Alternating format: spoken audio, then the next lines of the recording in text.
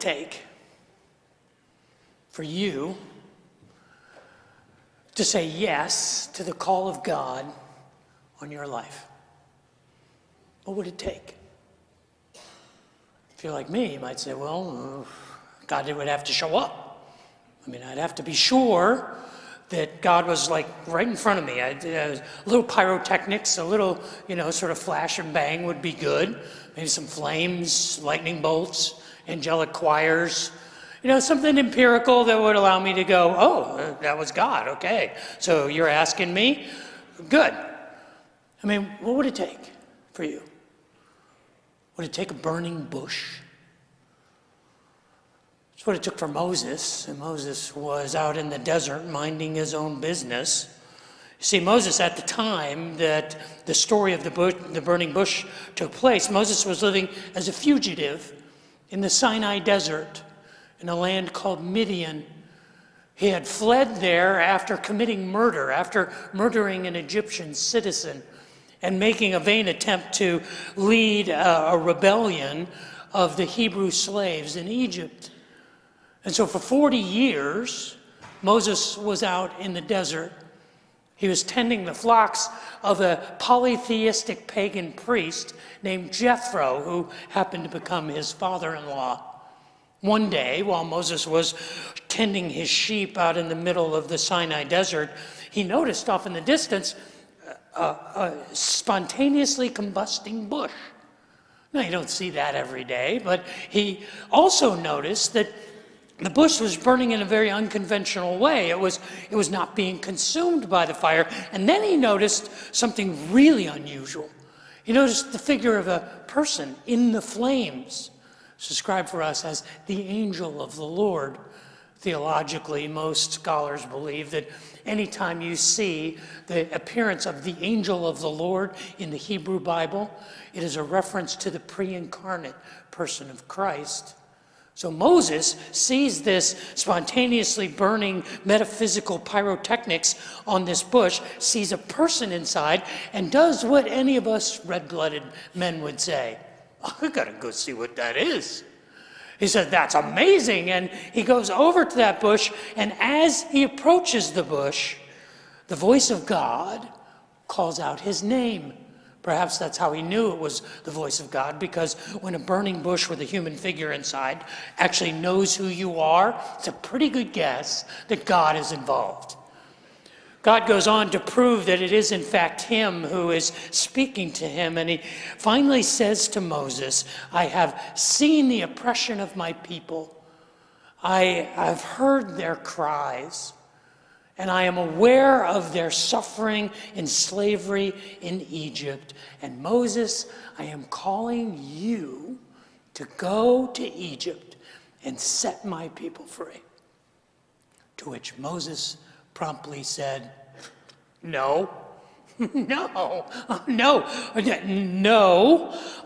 I'm not going to go. No. Now we look at that and we say, how could you say no to this amazing appearance of God, to all of this data and all of this information that invites Moses to change the course of history for millions of people? That God is inviting him to this amazing thing, and Moses says no, and we think, well, if there was a burning bush with a person inside and they knew my name and they said, I want you to go do this, we like to think, well, yeah, I would do that. Sure, I'm in. Sign me up. I'm going to go. But Moses said no, not just once, but 5 times he says no to the voice of God speaking to him in the desert from a burning bush. Now, any reasonable person in that moment would question the veracity of this request, and any reasonable person would be scared. And Moses had every reason to be scared. He knew Pharaoh. He had grown up in the royal courts. He knew of Pharaoh's anger. He knew of the wrath of Pharaoh and the Egyptian people. He had been living in the desert for 40 years because he was afraid to return to Egypt. And he knew how stiff-necked and stubborn the Hebrew people were.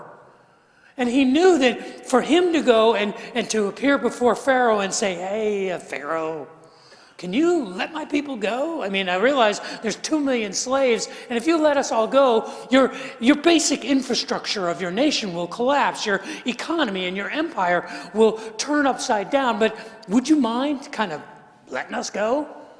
He knew that that was a suicide mission. And so he said no to the call of God. Each of us has a call of God on our life. We may be inclined to say, well, no, there's nothing special about me, but I believe each of us has the call of God to make a difference in the world that we live in. Each of us matters. Each of our lives is significant, not just to God, but to the population of the planet that we live on. Each of us has the call of God on our life. So what will it take for you to say yes to that call? We began 2019, and I invited you to join me in making 2019 the year of yes. Even though saying yes is a challenge, saying yes is powerful. Saying yes is transformational. And we've been talking about what it means to say yes and the challenges and the power of yes. And today, I want us to spend a little time talking about our reluctance and what it means to reluctantly say yes to the call of God. But before we talk about that, would you pray with me for a moment? Father in heaven, I would ask that the words of my mouth and the meditations of my heart would be pleasing in your sight, and that you would use your words spoken by your servant and anointed by your Spirit to invite us to say yes to the call that you have placed on each of our lives. Pray that for myself and for my family and for all of us here, for I ask that in Jesus' name. Amen. Sunday morning, April the 3rd, 2005. I know that some of you were here that Sunday morning. But on that Sunday morning, the congregation, the official membership of Riverbend Church took a vote. And in ecclesiological parlance, the congregation of Riverbend Church extended the call to become the second senior pastor of Riverbend Church to me. What were you people thinking? I remember that day very vividly, and those of you who are here probably remember it. I actually remember how the outcome of the voting was. It was 910 to 85, and I know who the 85 are.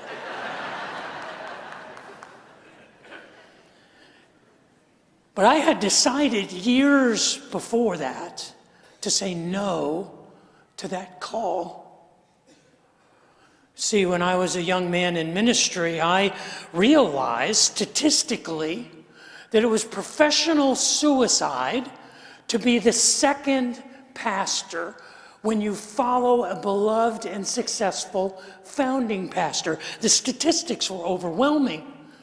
80 to 90% of the people who accept a call to follow a founding pastor, 80 to 90% of them don't last 2 to 3 years.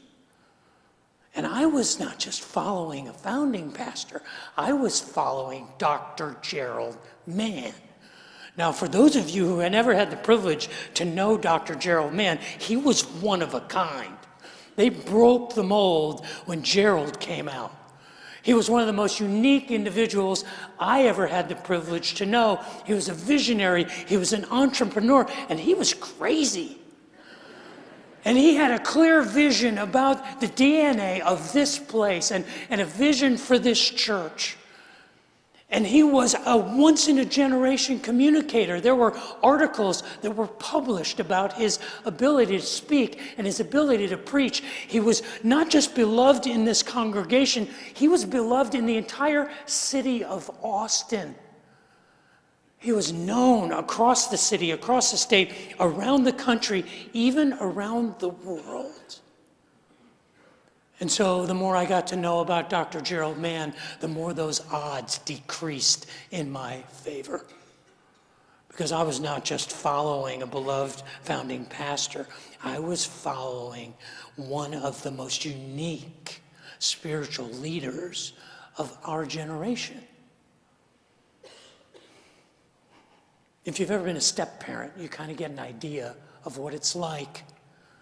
If you are the step parent who came into an existing family because one of the parents had unexpectedly, when no one wanted them to, they had died, or they were no longer a parent to that family, you realize the trauma and the weight of being a step pastor. And we had 3,000 children who loved their father, who didn't want to lose him. And years before, April 3rd, 2005, I said, no, I may be ignorant, but I'm not an idiot. I'm not going to accept that kind of a call.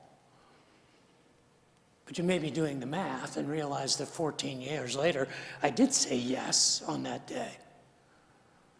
And I said yes on that day, not just because it became clear to my wife and I through the process of examining the opportunity here at Riverbend Church and the conviction that we had, whether we succeeded or failed, we were being called to come and to help this church heal and to help this community honor the legacy of their founding pastor. I realized I was going to say yes to that call just because I needed to do that, even if I never succeeded. I felt called to do that, but I didn't say yes just because of that. I said yes because years earlier, before I ever said no to a ministry call to follow a founding pastor, I said another yes. See, saying yes to God's call is not a single yes. It's a series of yes. It's a progression of yeses. It is a lifetime of yeses. And all of those yeses bring us to a point where we are the person in that moment, in that singular moment, where we are called to be used of God in the lives of the people around us, and where there is an opportunity that presents itself that only we are suited for. And this moment, this opportunity, saying yes to God's call, saying yes to this moment, is a product of everything we have been through in our life.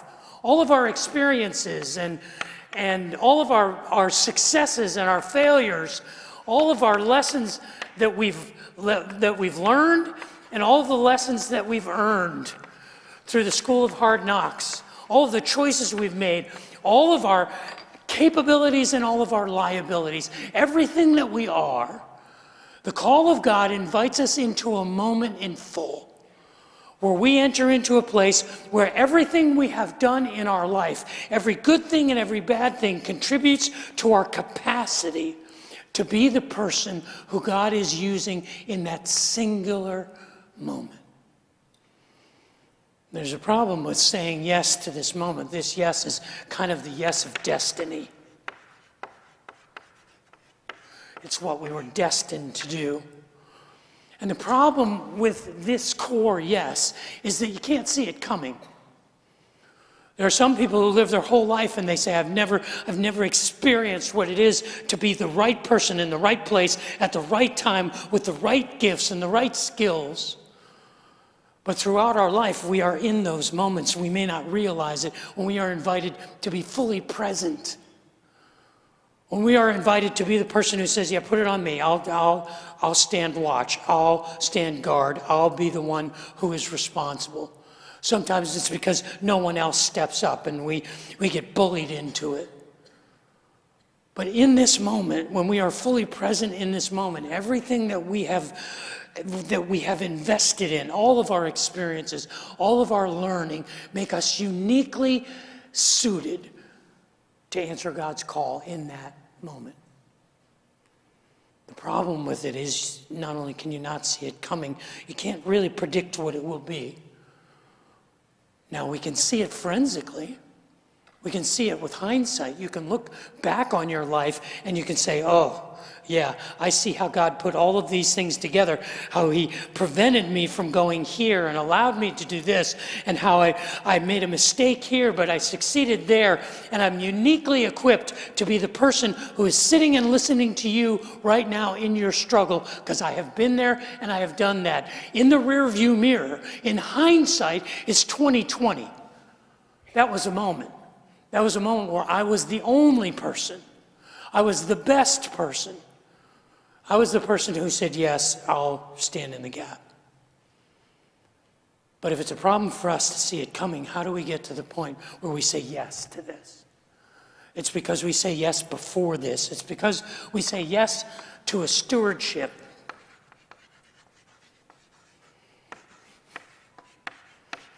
And it is a stewardship of our desires, of our passions. It is a stewardship of our talents and our abilities. Because each of us, I believe, every one of us, is designed to make a difference. You know how I know that? Because we're all different. Because there is no one like you. There is no one who can be as good a version of you as you are. And that's for a reason. There is a purpose in the mosaic of the needs of the world that we live in. We all have a light to shine. We all have a song to sing. We all have a story to tell. And when you don't tell that story, and you don't sing that song, and you don't shine that light, the world is a little less equipped. For each of us has the ability to make a difference. And what it means is two things. To say yes to this stewardship. To say yes to our passions and desires means two things. The first thing that it means is you have to discover what it is you cannot not do. What is it that no one can stop you from doing? There's a lot of things that we like to do, a lot of things that we enjoy doing. There's things that we have to do. There's things that we get paid to do. But what is it in you that you cannot not do? What is it in you? What is at the root of your gifts, at the root of your talents, at the root of your passions? What is it that you will do even if no one notices? You'll do it because you can't not do it. What are those things?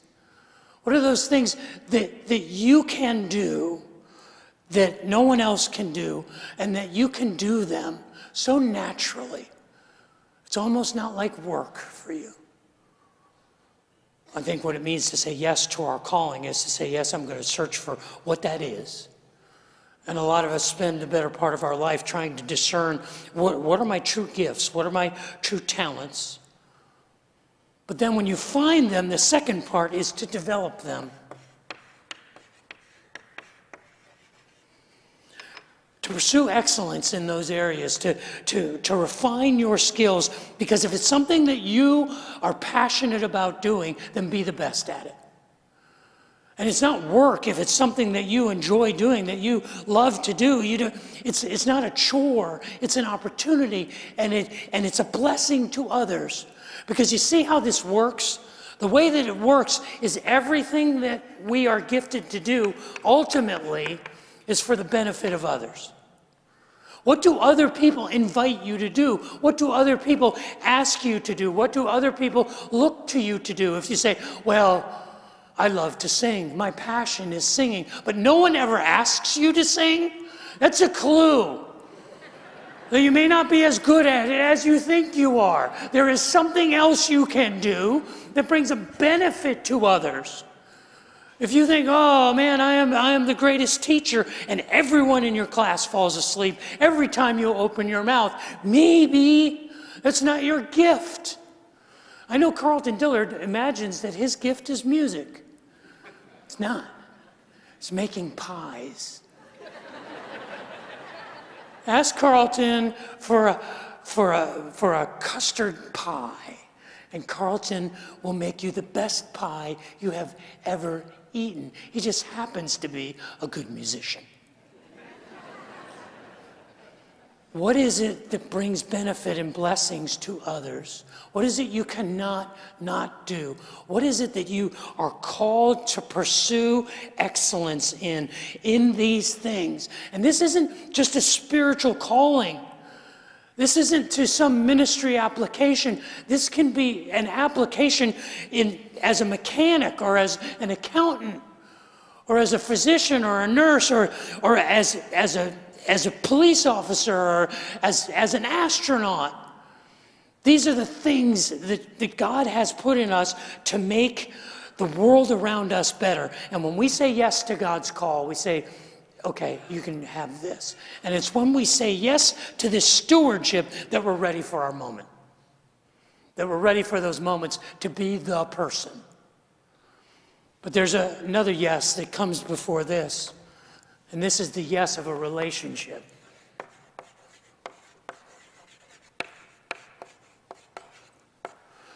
And the yes of a relationship is a choice to re-engineer your DNA. I don't know about you, but I didn't get a choice who my parents were. Didn't have a choice. I mean, maybe some of you did, but I didn't get a choice. I didn't have a choice to be born to two young waspy school teachers who were living in northern New Jersey, who grew up on dairy farms in eastern Pennsylvania, who were children of the Great Depression in America. I didn't choose to be born in the last half of the 20th century in the United States of America. You think I chose to look like this? You think I chose this hairline? These are things that were given to me. But we have a choice. We have a choice to develop our character according to God's design.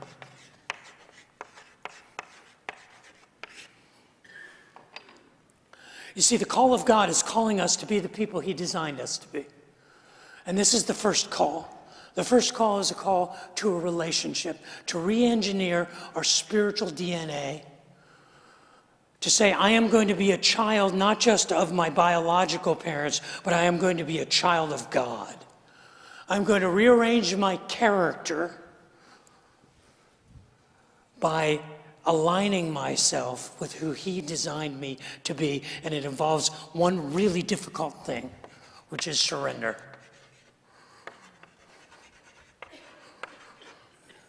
And you know what it is? It's surrendering our autonomy, not our individuality. It is surrendering our independence. It is surrendering our self-reliance, but not our individuality. It is surrendering ourselves to the idea that I want to be who You have designed me to be. And when we say yes to this, then we can explore what it is we have been given to do. And when we say yes to that, then we are ready to say yes to that moment.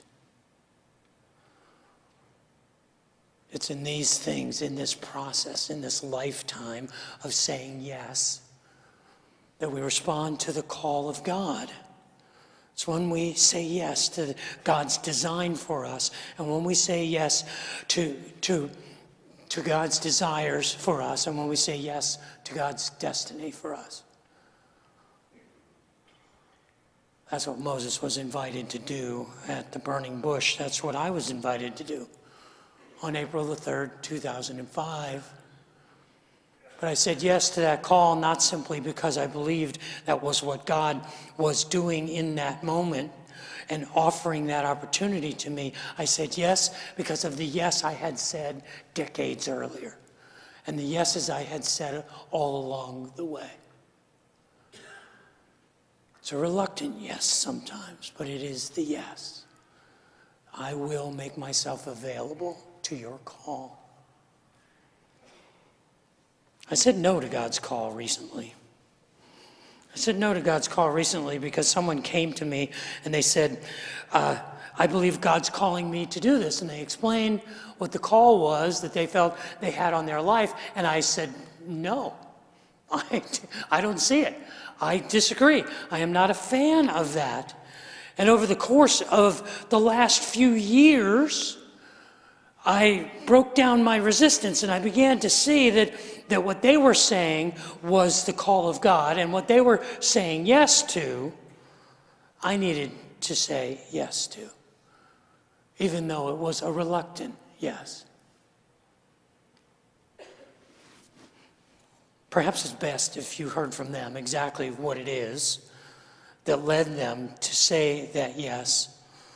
So I want to introduce to you this morning the new women's pastor of Riverbend Church, Diane Haney.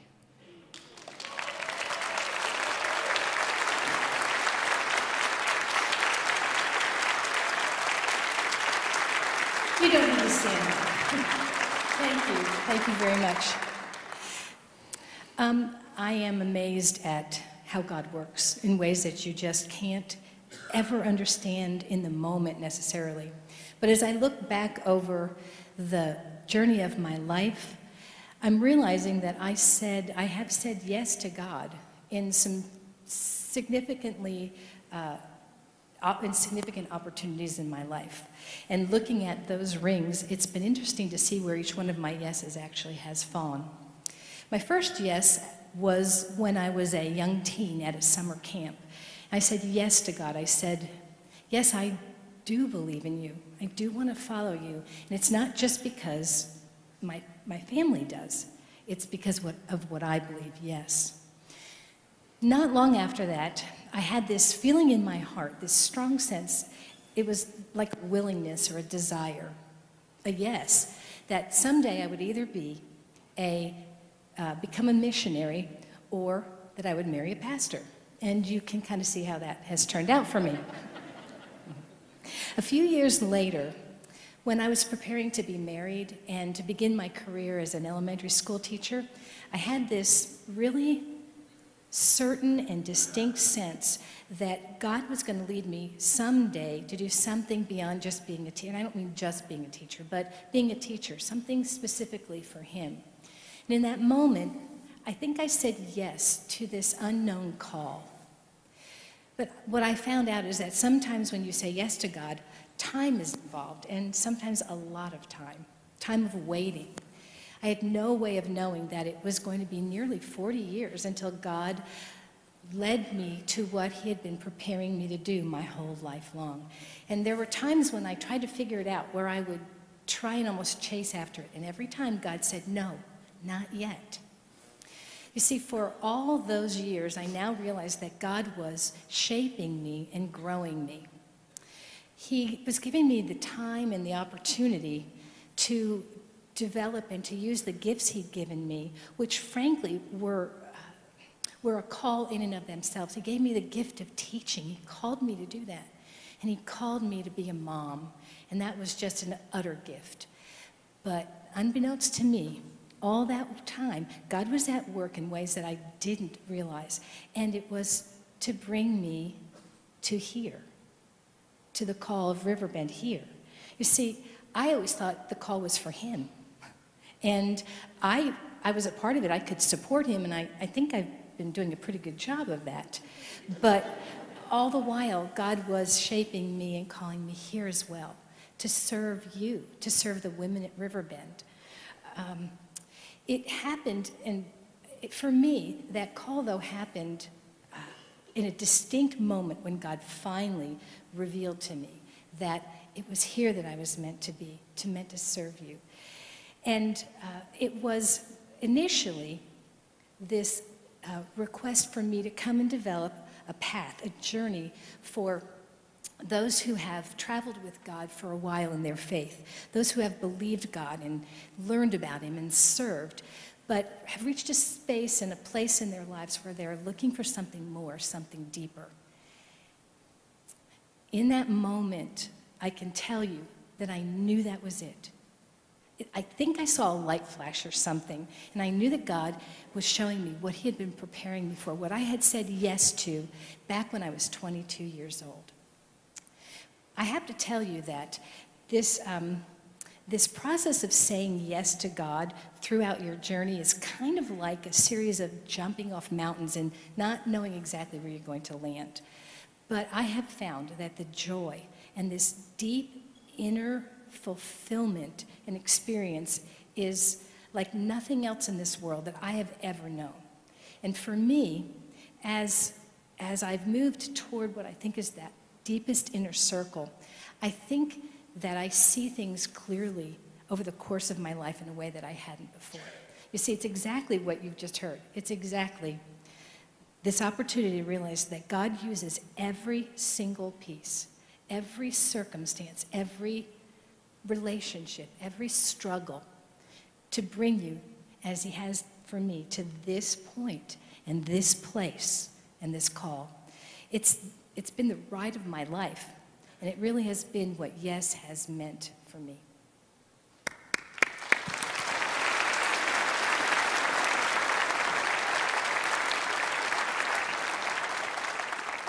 How can you say no to that? You know, when I call my wife a burning bush, it's because she's hot. But I said no when she first got involved because she had retired after decades of teaching, and I liked that idea of she could pay more attention to me. And then she got involved, and it became clear that God was calling her into this role to develop and to serve the women of Riverbend. And I said, who's going to take care of me? But I realized very clearly that she was saying yes to the call that God had put on her life. Moses eventually said yes, but not until he had said no 5 times. 5 times Moses said no. He first of all says, I know who Pharaoh is. This is not a guy to be trifled with. I'm not going to be able to just walk in there and go, hey, do you think we could just leave? 2 million of us, set us free. I knew that was going to be a problem. But God said, I have a plan for you. I have a purpose for you. And then he said, but I know the people of Israel. I know the Hebrew people, and they're not going to trust me. And he says, well, I'm going to give you a promise. And that promise is that they will listen to you and that Pharaoh will let you go. And then he says, but what if they don't believe me? What if they don't listen to me? He says, well, then I'm going to give you power. I'm going to give you an authentication. And he gave him 3 signs. He gave him a staff that when he dropped it on the ground, it turned to a snake, and he picked it up by the tail, and it turned back into a staff. He gave him a hand that miraculously was infected with leprosy when he pulled it out of his coat, and then healed of leprosy when he put it back in. And he said, if you just take water out of the Nile and pour it on the dry ground, it will become blood. And I'm going to give you this power. And then he said, but I can't talk. I'm no good in front of people. I get tongue-tied. And God said, no, I'll give you the words. P-R-E-S-E. I'll give you my presence. I'll speak through you, even as I speak to you. And then finally he says, but I can't do this. Send somebody else. And he says, how about if I give you your brother Aaron? People like him. He's a good speaker, and I will speak to you, and you will speak to him, and he will be your mouthpiece, and he will be your spokesperson. And Moses agreed, and Moses went, and we know how the story turned out. We actually know more than Moses knew. When God invites us to say yes to his call, he has given us more miraculous information than he gave Moses at that burning bush. We may not have the spiritual pyrotechnics or the empirical encounter with the voice of God, but we have all of these things. We have his plan and his promise and his power and his presence and his people. We have more knowledge than Moses ever did. We have all of the information we need to say yes to God's call. So I leave you today where we began, at the original question. What would it take for you to say yes to the call of God for your life?